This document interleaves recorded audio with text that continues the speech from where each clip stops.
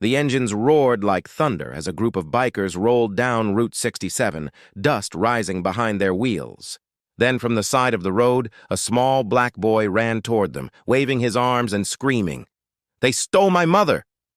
Every bike screeched to a stop. The boy, barely 9, stumbled into the gravel, tears streaking his dirt-covered face. His voice cracked as he pointed toward a black van speeding into the horizon. "They took her from the diner." The leader, Hank, pulled off his helmet. His eyes, cold from years on the road, met the boy's desperate gaze. "Who took her, son?" Malik's hands shook as he clutched a red toy motorcycle to his chest. Men in suits. She did nothing wrong. The other bikers exchanged looks. No one moved. The rumble of their engines filled the silence like a heartbeat. Then Hank turned toward the highway, jaw tight. "Mount up." Because sometimes the road does not wait for heroes. It makes them. Will these strangers risk their lives for a child they have never met? The Rusty Fork Diner sat at the edge of town where the desert met the highway. The smell of coffee, bacon, and gasoline mixed in the warm air. The fading sun poured through the dusty windows, turning Malik's drawings into gold outlines across the counter. He sat on a stool, sketching motorcycles on a napkin while his mother, Denise, refilled coffee cups with her tired but gentle smile. Her apron was worn, her hands rough from long shifts, yet she always found time to ruffle Malik's curls and whisper, "Someday, baby, things will get better." Outside, the familiar rumble of engines made him glance up. The Friday bikers were passing again, loud, confident, but not unkind. Malik grinned and waved. One of them lifted a gloved hand in return. The sound faded, leaving behind a silence broken only by the clink of dishes. That was when the man in the gray suit walked in. His shoes clicked sharply against the tiled floor, his cologne cutting through the smell of grease and coffee. He smiled, but it was not friendly. "Denise Carter?" he asked, his tone smooth, practiced. Her smile faltered for just a second. "Can I help you, sir?" He leaned closer across the counter. "You still owe money. The kind of people I work for do not like to wait." Malik watched from his seat, not understanding every word, but feeling the cold change in the air. His mother's hand trembled slightly as she reached for the coffee pot. The man placed a business card on the counter and whispered something Malik could not hear. Then he turned and left, his black car gliding away into the setting sun. Denise exhaled, clutching the counter to steady herself. "It is fine, baby," she said softly, but her voice was too calm, too forced.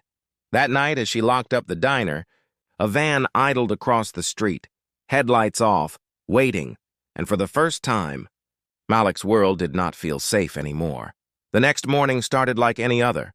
Malik sat by the window of the diner, waiting for his mother to finish her shift. The smell of pancakes and maple syrup filled the air. Sunlight caught the silver pendant she always wore, the one she said was a reminder that even broken things can shine.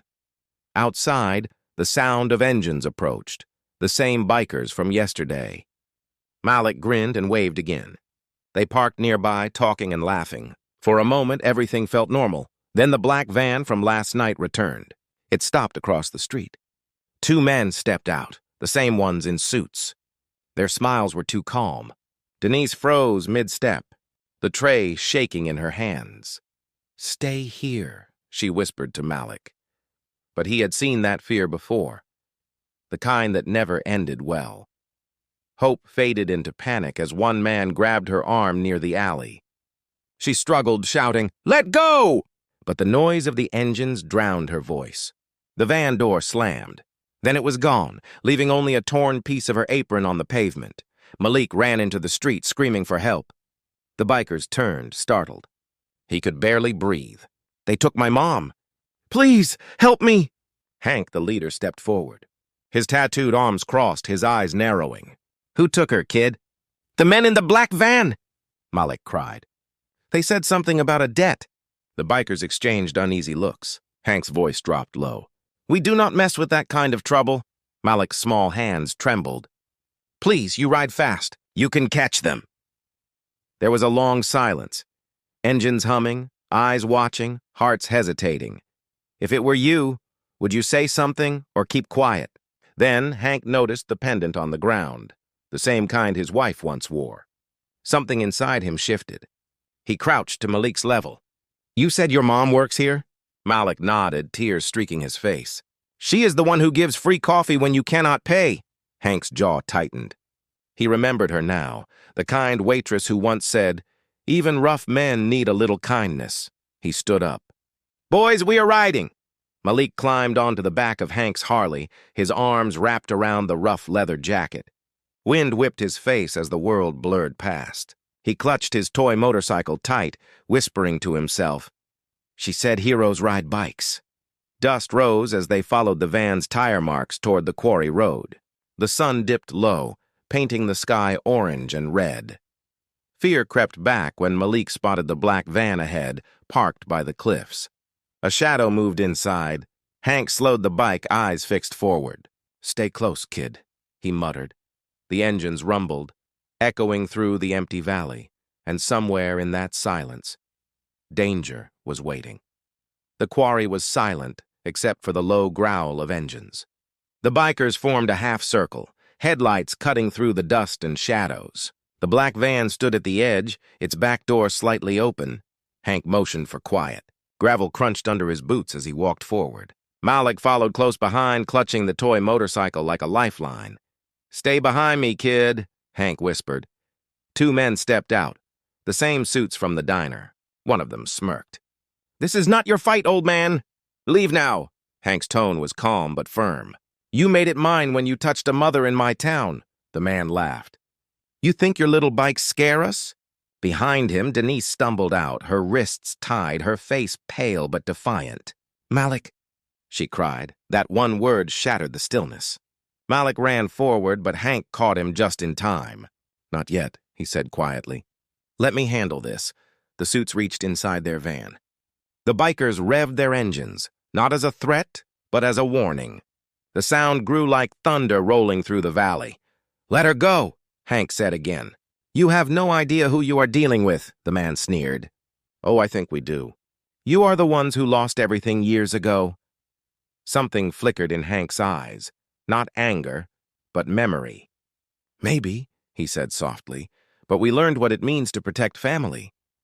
With one sharp signal, the bikers dismounted. No shouting, no violence, just quiet resolve. They surrounded the van, blocking every escape. The suits froze, realizing they were outnumbered and out of options. Hank stepped forward, cutting the ropes from Denise's wrists. "You are safe now," he said. She trembled but smiled weakly. "Thank you for believing." Malik ran into her arms, burying his face in her chest. The bikers looked away, pretending not to wipe their eyes. Hank turned to the men one last time. "Get out of this town and do not come back." They left without a word, their arrogance gone. As the engines quieted, the night grew still again. The desert wind carried only the sound of Malik's laughter and his mother's tears. Share this if you still believe kindness can change the world, because that night, courage did not wear a badge or a suit. It wore leather and carried compassion. The sun rose slowly over the highway the next morning, washing the desert in gold. The diner was open again. Same smell of coffee and bacon, same soft hum of the jukebox. But something felt different.